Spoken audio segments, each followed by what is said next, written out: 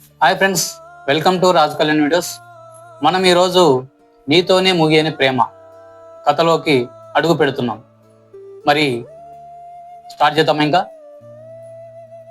Open చేయగానే రాజు dairy తీసుకున్నాడు. ఆ డైరీలో చివరి పేజీలో రాయడం మొదలుపెట్టాడు. నిన్ను పొందలేకపోయాను, కానీ నిన్ను ప్రేమించడం మాత్రం నా జీవితంలోనే ఓ అందమైన భాగం అని రాసి రాజు కలం ఆపాడు.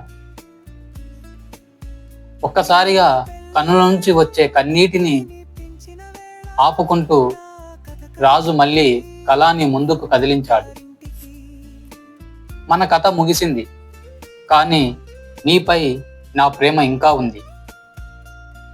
అలా ఆ పదం కంప్లీట్ చేయగానే రాజు కన్నుల నుంచి ఒక కన్నీటి బొట్టు రాలి ఆ డైరీలోని ఆ పేజీ మీద పడింది. కానీ ఆ కన్నీటిలో ఉన్న బాధ ఆ ప్రేమించిన మనసుకే తెలుసు, ఆ బాధ ఏంటనేది. అలా ఆ క్షణం రాజు అటు ఇటు చుట్టూ చూశాడు.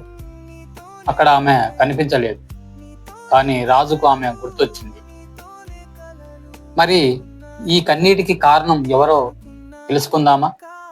మరి రాజు మనసులో ఎవరున్నారో, ఈ కన్నీటికి కారణం ఎవరో అనేది మనం రేపటి పేజీలో తెలుసుకుందాం ఫ్రెండ్స్.